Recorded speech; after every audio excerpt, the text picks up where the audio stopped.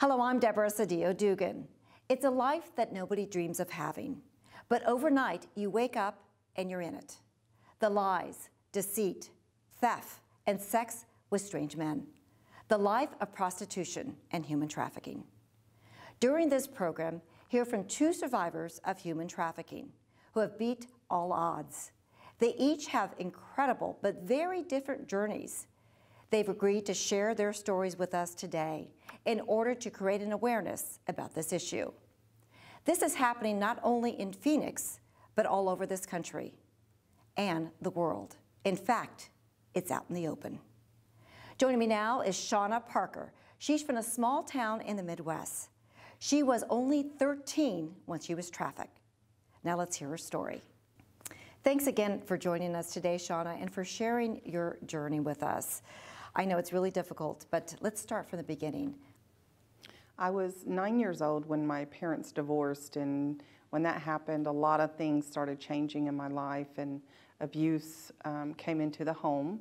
And by the time I was 13, I had been abused in various ways, and I had decided that if my mother couldn't do the job, that I would probably be better doing it on my own. And so I left home and found a place downtown to sleep and started interacting with the individuals who were hanging out in that area. It wasn't long before I met an individual who said that I could come stay with her. She would help take care of me. What I didn't know was that she was the local drug dealer. And so she taught me a lot of things about drugs that no 13-year-old should know. While I was with her, I met several other unusual characters, and one of those actually came to my rescue in a time of need whenever I had been abused by this woman who we were selling drugs for her, and she had started selling me to the same people that she was selling drugs to. And I felt like he rescued me out of that situation, because at that point in my life, no one had ever stood up for me and said that I shouldn't be abused. And so he was the first, and I looked at him as a protector, you know, and that's what a lot of traffickers do, is they come in and give you that sense of protection when really they're the ones you should be protected from. And you had no idea. I mean, you had no idea that she was going to turn around and sell you for money. I mean, how did that make you feel? I mean, were you just like...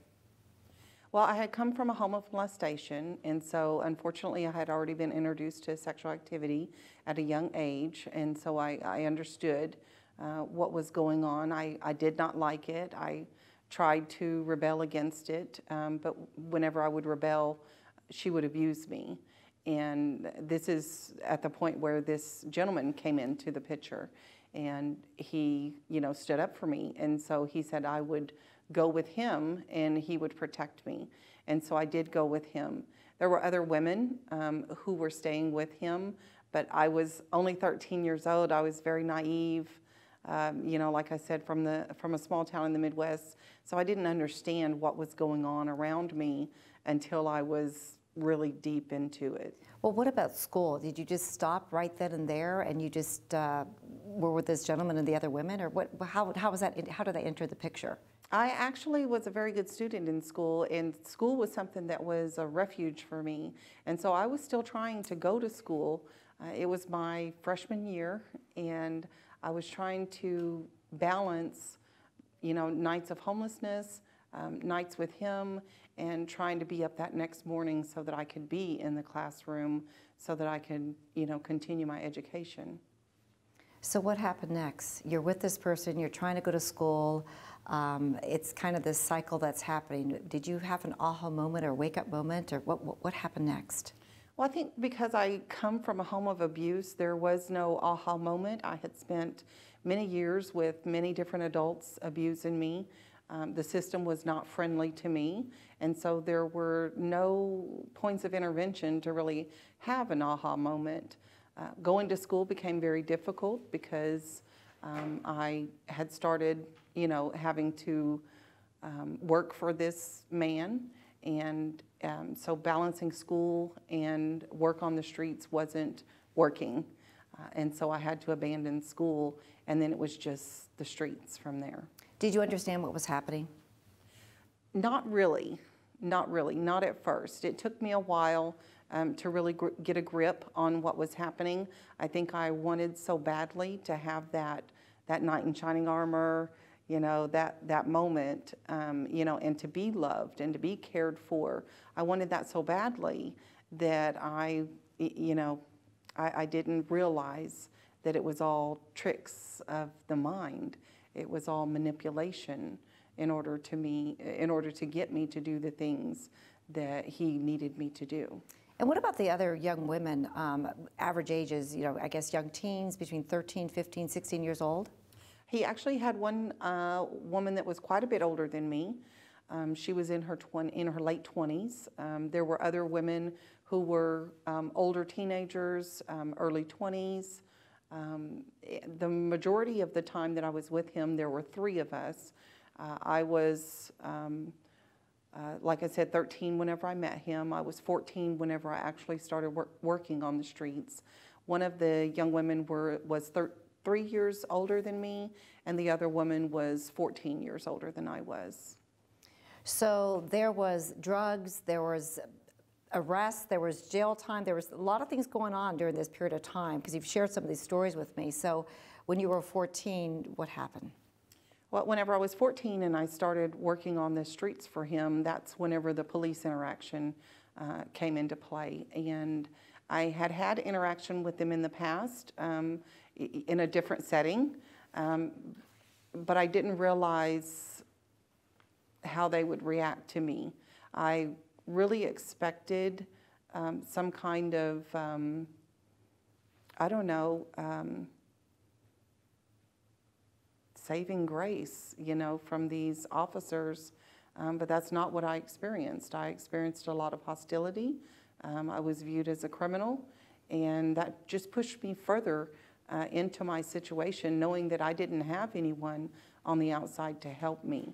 And so as I would be arrested, my mother would come pick me up from the station, and I would end up immediately back in the hands of my pimp. And no one was asking any questions. No one was offering any resources at that point in time. Again, it's this revolving door, and you're only 14 years old. Yes. So you're on the street, you're working for this pimp, but then you go and he puts you in a strip club. Yeah, so I did not look older than my age. Okay. I looked every day of 14. And so I had a lot of police interaction. And so the streets had gotten very hot. The truck stops that I worked in had gotten very hot. And so he decided he was going to move me into the strip clubs.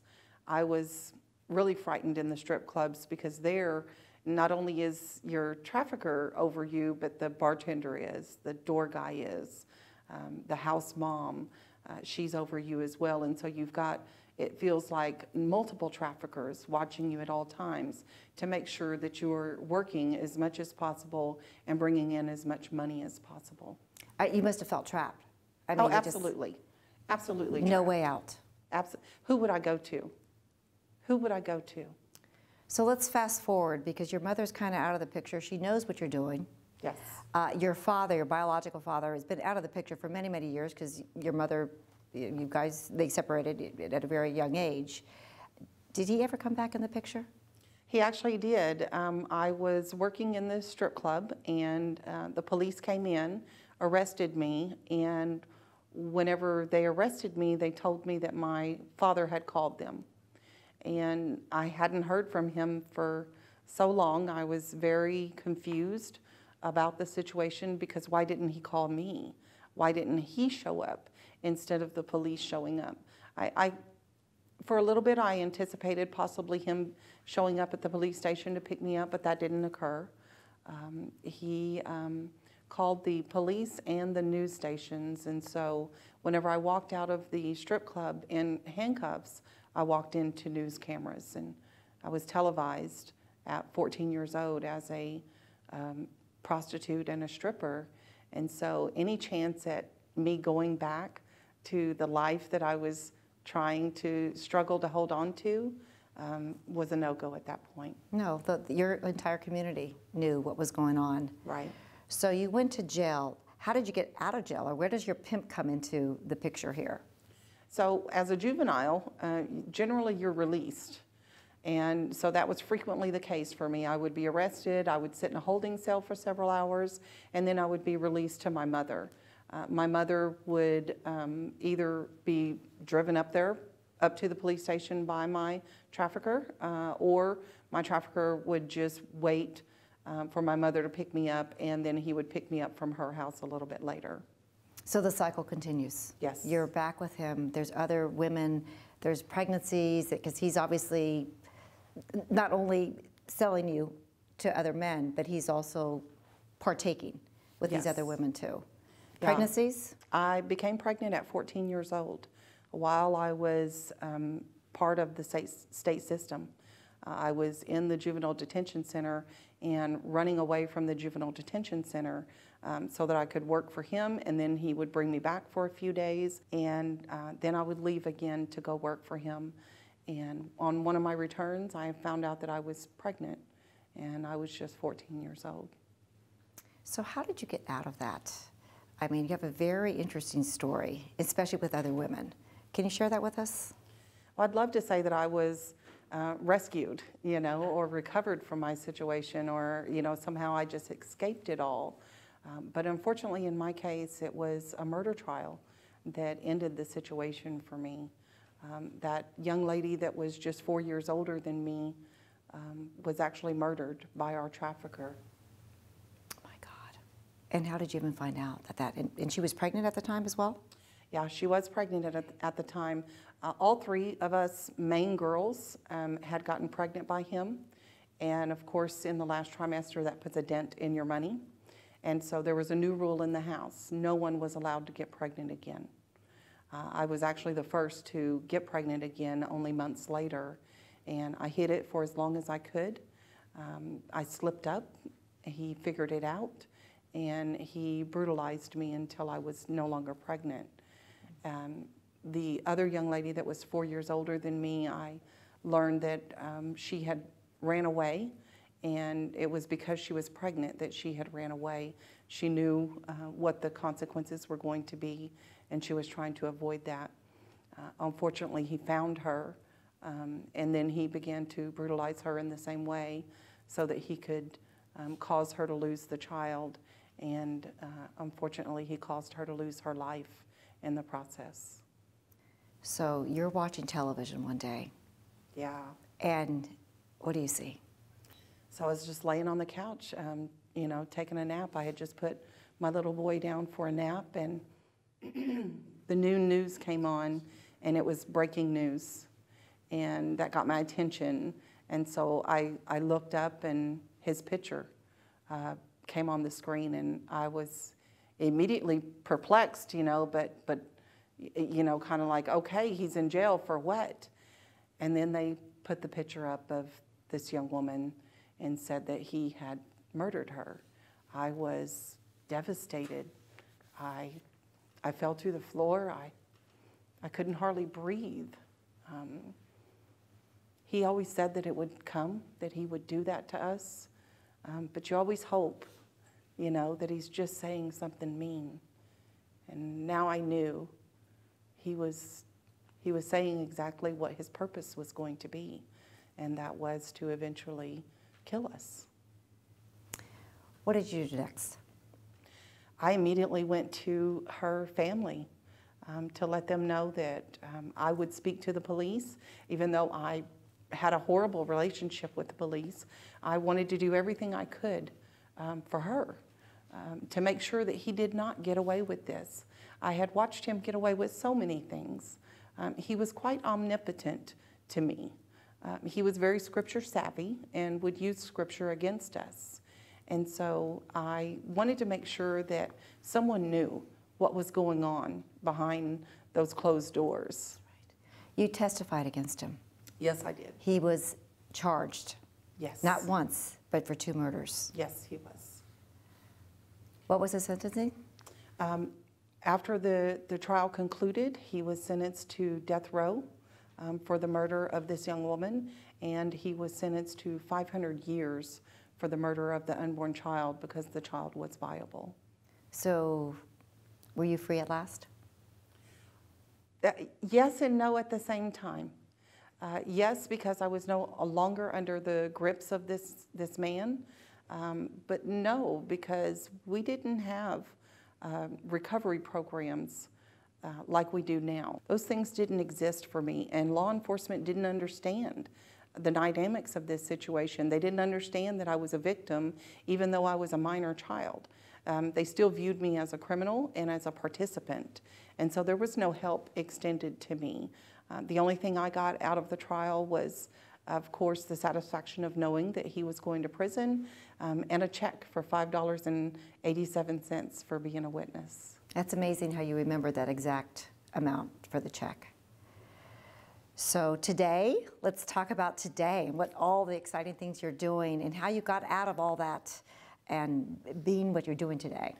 So today things are phenomenal. I knew as soon as the trial was over the education was going to be first. And so I sought out my education, and then I started working on building my own recovery program to change my own life. I figured if they could train me into being this type of person, then I could train myself out of it. And so that's exactly what I worked towards. I had children, and so I needed to be a good example for my children to stop the cycle. And so as my children grew older, eventually I had a little girl, and she turned 13, the age that I was when I met my trafficker.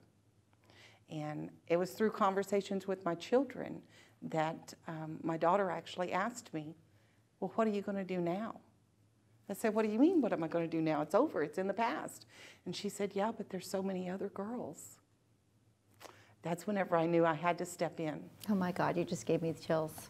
Because I do want to hear that. I want to hear, you know, how you came to be where you're doing now and how you are so very much making a difference for all those other young girls, really. I'm saying young women, but they're teenagers, they're little girls. Yes. So I had built a life in management, and so I left my life in management and went to work for a local group home. I needed to know how things were different now.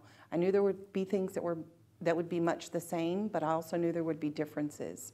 And so I worked in the group home directly with these teenagers who had been trafficked and some who were high risk to be trafficked, and I learned what the differences were. And I started working to build my organization, Angels Go to Work. We started out with life skill classes that I teach in the group homes, which I still teach today, and those classes have expanded. And then I started speaking out publicly to bring awareness to this situation. Through that, I met several wonderful people in law enforcement and in government agencies who asked me to begin to partner with them. And so I did begin to partner with them, and then Homeland Security stepped into the picture. I also began to partner with FBI agents and local police departments, and working with them not only to train them on the inner workings of trafficking and how to deal with a victim whenever you come in contact with them, but also to build up programs that would be adequate to serve these young women whenever they come out of the life. That's incredible. How big is this problem here today? Oh, it's huge. It's huge. It's much bigger than people realize. You know, a lot of people want to focus on statistics. The statistics we have right now are not complete statistics because we're still dealing with an underworld that most people don't even know exist. And so how can you count the victims when you don't even know they exist? Hence the title of the show. Exactly. Out in the open. Exactly. It's on the streets. Exactly. Shawna, thank you so much for sharing your journey, your story with us, and for making a difference in our community today. We really, really, I know it's not easy to talk about some of those very, very difficult times in your life, but we wish you well, and we thank you very much for sharing your journey with us. Thank you, Deborah. When I was 17, I met this cute guy. He treated me like a princess. I ran away with him. When we ran out of money, he made me prostitute outside our hotel. He was older than me and told me if I wanted to hang out with him any longer, I would have to have sex with him. I thought I was his favorite niece. He took me to his friend's house and he told them they could each have sex with me for $20. I had nowhere else to go. Call 888-3737-888.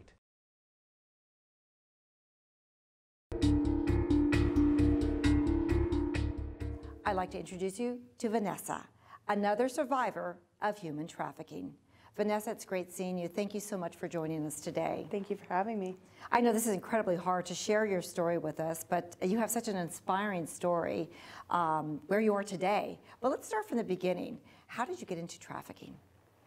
For me, it started when I was very young. I was 13 years old when I started into sex trafficking. You know, at first I didn't look at it as prostitution. I looked at it as survival sex.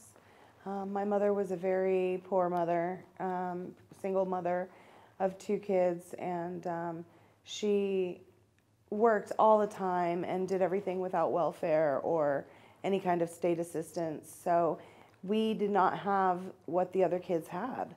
And for my brother and myself, it was being picked on and ridiculed year after year because we had Goodwill secondhand clothes. So for me, it felt like survival sex. And at first, I wasn't getting paid with money. I was being showered with gifts. And so I didn't look at it as though it was prostitution. How did you meet your pimp, or how did you get from going to school and being deprived of certain things that you wanted, maybe clothes or things that other kids may have had at school? How did you really get into it? Did you meet somebody, or did you go on the street, or how did you fall into that? Well, I never had a pimp. Drugs ended up becoming my pimp for the majority of my life. And what happened was I struck up a friendship with a girl who was much older than me. She was about 3 years older than me. So at 13, she was 16. And she told me, well, you know, if you need something for school, you need something for home, I know this guy that'll, you know, if you give him time, spend time with him, he will buy you whatever you want. And so it began like that, and then pretty soon he brought in his friends, and, you know, pretty soon it was like a regular occurrence. And then, of course, as I'm laying down with these men, I'm also having to use more drugs for the courage to lay down with these men. So my drug habit went from simple pot smoking and drinking to cocaine by the time I was 16 years old. And are you living at home at the same time, trying to manage all of this and going to school? Or where's your mom in the picture here? I was at 14 years old, I got a job at McDonald's, and I thought that I could justify the money I was making. Once I was making money and not just gifts, I could justify the stuff and the money with the job I had. So I felt like I, for appearances, needed to keep up a full-time job. So that's what you told your mother? So that's what I told my mother. I was living at home at the time.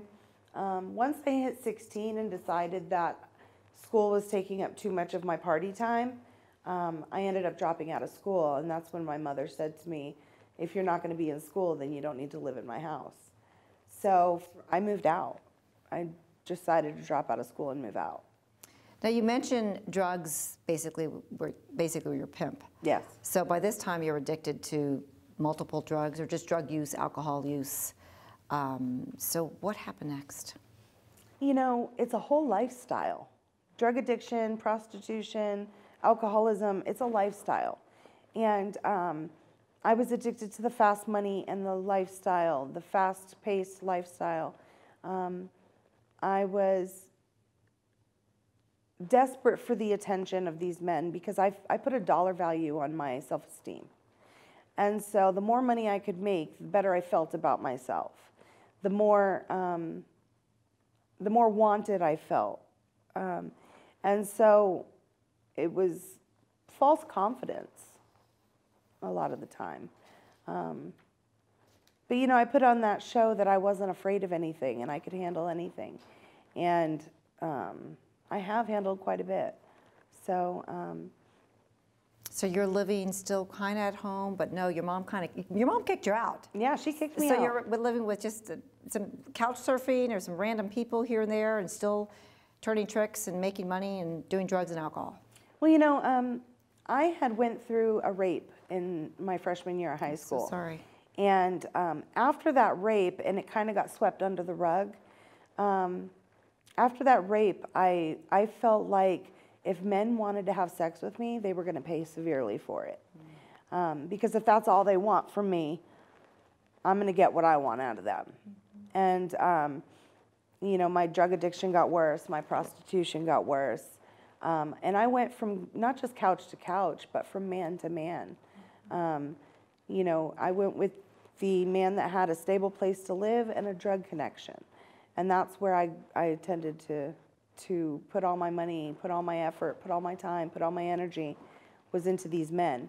And thinking that I would get what I needed out of it. And I never did. It was always violent. It was always abusive.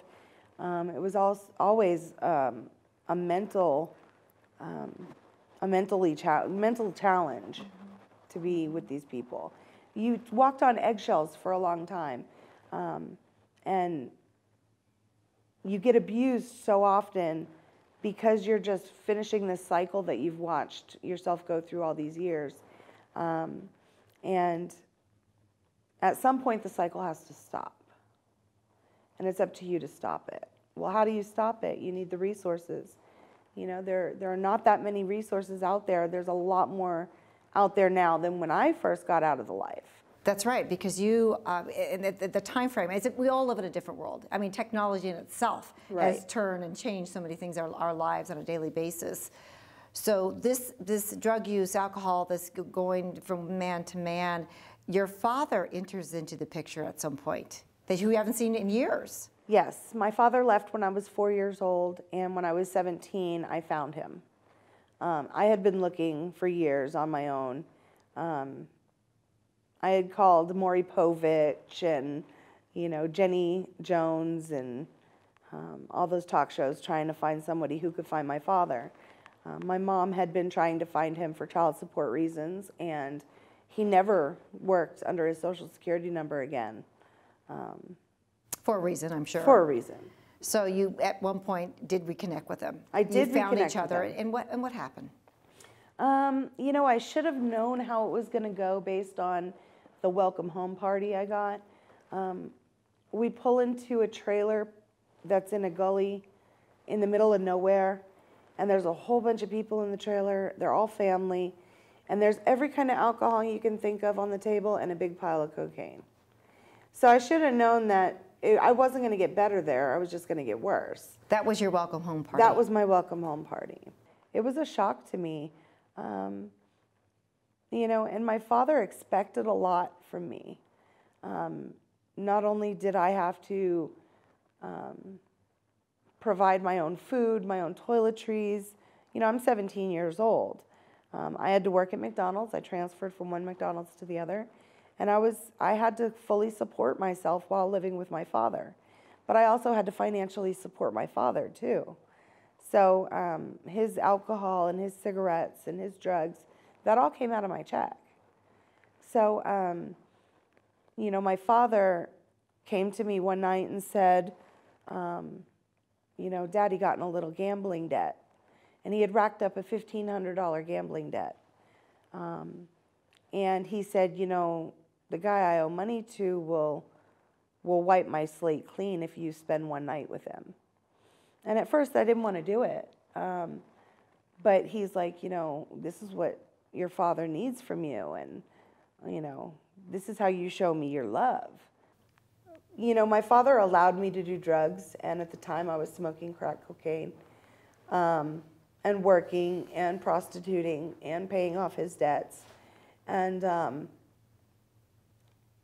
I made it a point to try to get my father to cut down on his drinking. Mm-hmm. And I actually said to him, I want you to choose me over the alcohol. And he said, I can't do that. The alcohol, Jim Beam is my best friend. So what happened next? I know there were some other gentlemen in your life that were supposedly friends of his. Yes.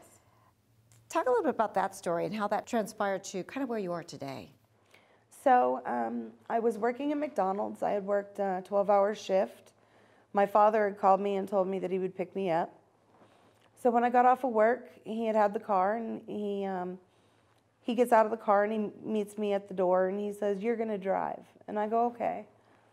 And he goes, I start heading home, and he goes, "No, you need to get on the freeway." And I said, "Dad, I don't want to go on the freeway. I want to go home. I want to take a shower and go to bed." And he puts a pistol on his lap and points it towards me. And he says, "No, baby girl, you're going to drive." And so I drove for about 4 hours into the mountains. We ended skirting up around the mountains and coming out through a valley where there were cornfields on both sides of the road. My father had me pull off into a road on the cornfield and turn the lights off, shut the engine off.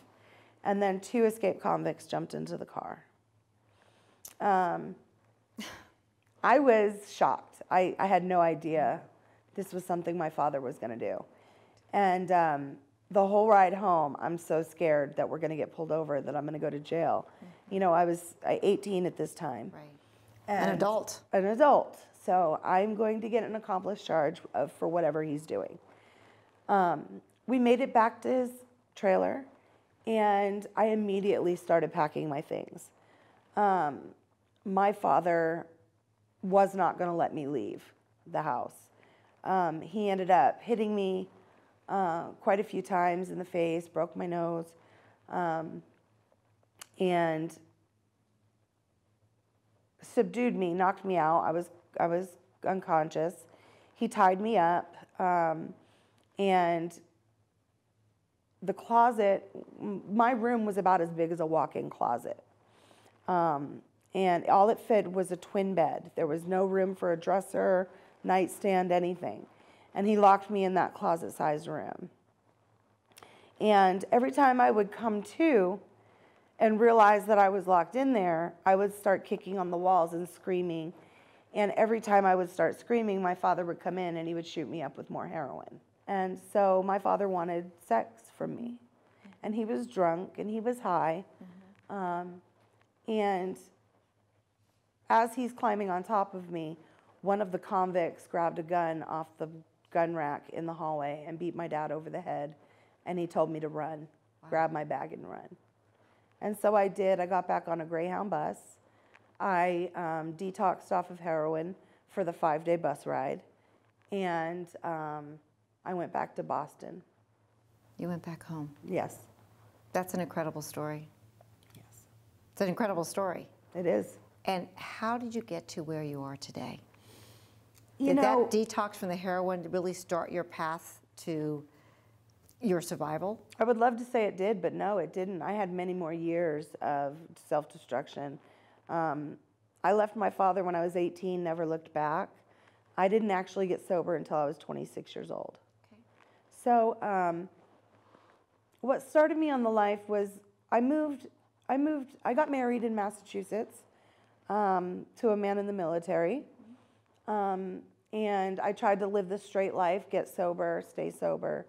And he had moved us into a really bad part of New Bedford, which is an inner city outside of Boston. And it was drug central. And so for me to stay sober there was nearly impossible. I started using, we ended up selling our house, we moved on to the military base, then started the violence. And we got arrested multiple times for domestic violence. Was he using at the same time too, your husband? He wasn't using, okay. No. My husband had never done drugs. So we got arrested twice for domestic violence. And we ended up moving out here to Arizona. I found out he was cheating on me, and I divorced him. Well, I was a lonely girl in a new city, not many friends, no husband. My mom lived, 45 minutes away, and it was really difficult being by myself. I was very lonely. So I did what I always knew to do, and that's get on chat lines and start meeting people. And I started my prostitution all over again. And of course, to do that, I had to start a drug addiction all over again. And by this time, I am shooting up cocaine. Smoking crack just wasn't strong enough for me anymore. So my drug addiction definitely got a lot worse before it got better. My prostitution got a lot worse before it got better. So this is that cycle, you're prostituting yourself to get money to support your habit. Absolutely. I got with a guy and made him my boyfriend, and he was doing cocaine as well, crack cocaine. And he got sober and went to a rehab called Chandler Valley Hope.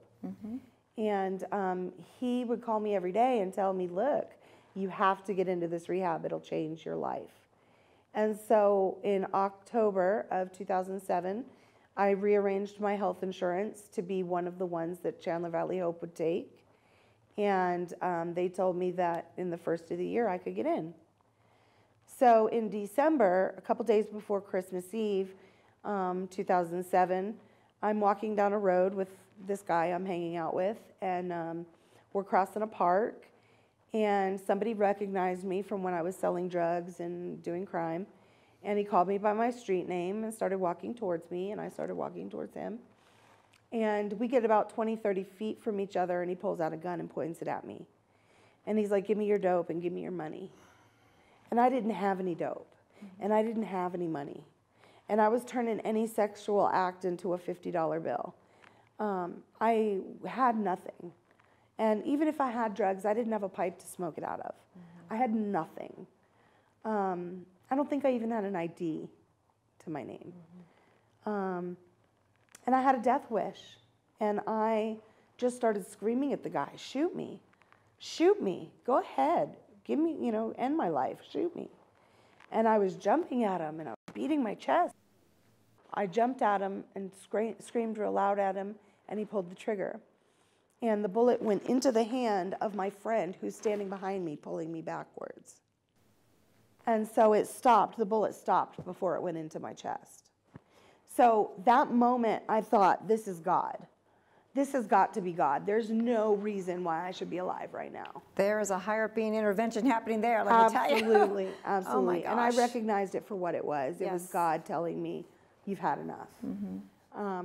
And so I started calling the rehab, and I started telling them, look, I'm going to die if you don't get me out of here. And they said, keep strong, stay sober. You need 3 days clean. You got to wait till the 1st to get in here. On the 1st, I called. I said, I have 3 days clean. Can I get in? They said, we don't have a bed till the 3rd. So I had to hold on for a few more days, and finally I got into the rehab.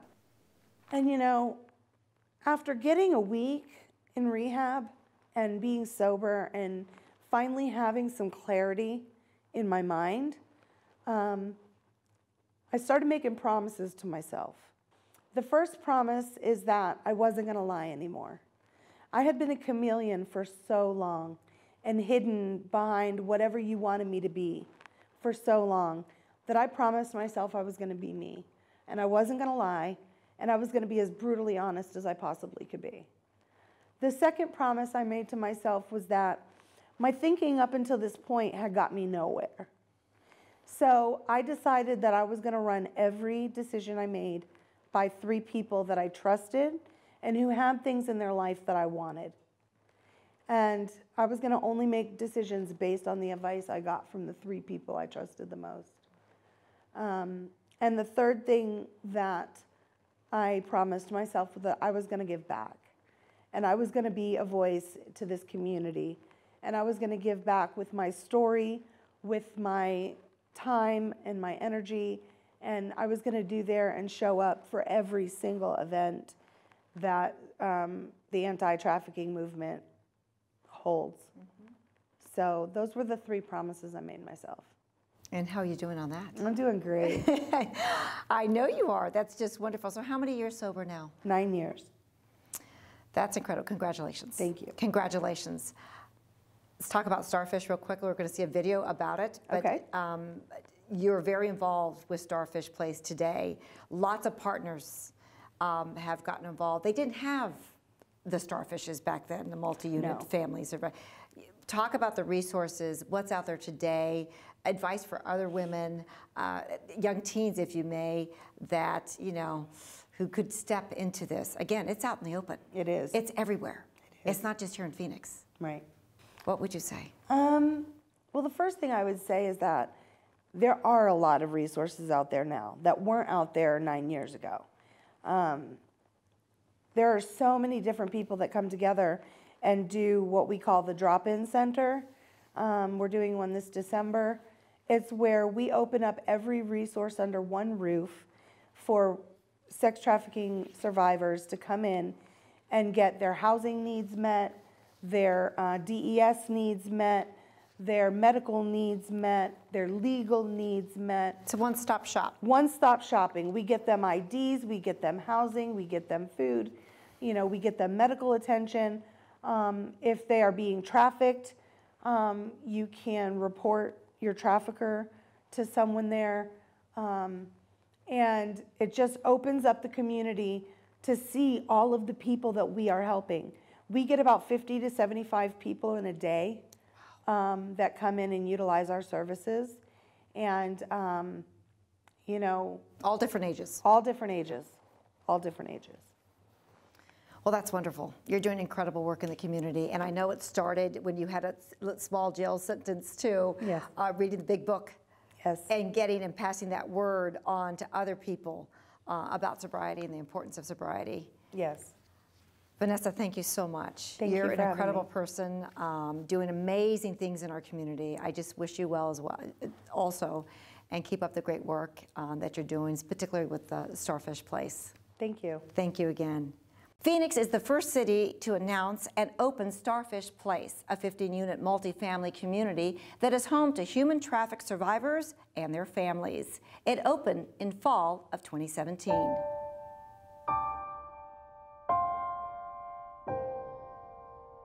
The average age of a young girl getting into sex trafficking is only 14 years old. This is a startling statistic, yet we just heard from 2 survivors about their personal journeys getting paid for sex. What happens to these young girls? Where do they go for help? In 2013, the city of Phoenix created a sex trafficking task force made up of community members, police, and area agencies to address this growing problem. 4 focal points were established with the #1 focus on awareness and outreach. Awareness and outreach was key, but so was providing victim services, and that included housing and life skills. Hence, the Phoenix Starfish was created. Housing Director Cindy Stotler explains. Phoenix Starfish Place is a 15-unit residential community that is currently a permanent supportive housing for victims of human trafficking. So Starfish Place came about through a confluence of circumstances, I want to say.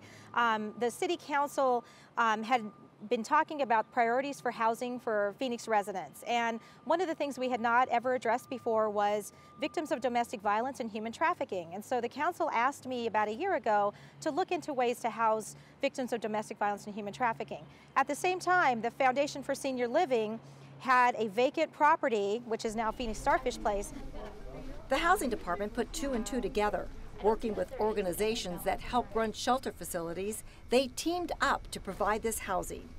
However, what was unique and new was this was a home for human trafficking survivors. So the permanent supportive housing we're offering for these human trafficking survivors and their families is comprehensive. They have been through a life where many of these victims were victimized and brought into the human trafficking scene when they were teenagers or very young children. So they haven't been exposed to the training and life skills that most of us have. So they don't know how to create a family budget. They don't know how to pay bills, how to parent, how to cook nutritious meals. All of those skills we are going to teach them at Starfish Place.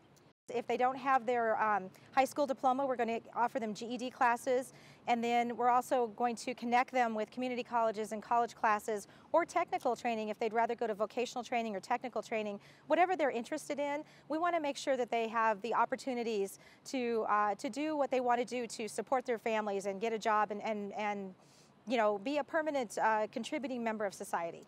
ASU was one of the partners, and they allocated $50,000 to allow Dr. Dominique Rowe-Sepowitz, director of the Office of Sex Trafficking Intervention Research, to train staff, provide intervention services such as group therapy, parenting, and cooking classes, as well as a complete evaluation report of the effectiveness of the program.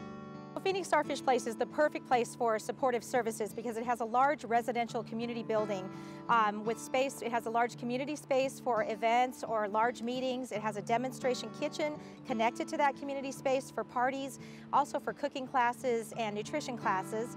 We have a training room that's fully equipped with video and things so we can bring trainers in. We have areas for group therapy. We have a teen room, so teens can go in and play games and relax and maybe have some group therapy there as well, specifically for them. We have a large library that we're in the middle of stocking, but we have plenty of room for lots of books, and we have computers there for the residents' use. It has internet connections, and they can do resumes and email and things like that with it. So it is tenant-based rental assistance, which means they pay 30% of their income. So whatever their income is, they pay 30% of that. The rest of their money can go towards keeping their family up and buying food and other things. We have tenant-based rental assistance through home funds that pays the rest of their rent. The other City of Phoenix task force pillars include law enforcement and training. Tamara Spenley works on the city's sex trafficking initiative. In law enforcement, we have the Vice Department, so they do stings and different operations, again, helping more the victims and getting them out of the life. And then the fourth pillar is training, where we're going out, training different individuals. We are training DES workers, we're training students, we're training staff. So it's really educating the community on how big a problem this is in our community. As Phoenix residents, we can all do our part to learn the signs of human trafficking. Stay vigilant and report any suspicious activity. Women like Vanessa and Shawna were fortunate to survive the horrors of sex trafficking. Today, they and other survivors can now have a safe place to live. It's called the Phoenix Starfish Place.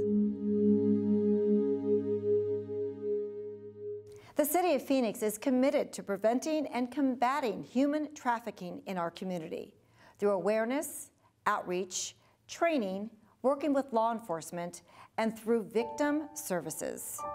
There's a lot of partners out there fighting against this issue. Together, we are making a difference in people's lives. Shawna and Vanessa are just two examples. Thanks for joining us. I'm Deborah Cedillo Dugan.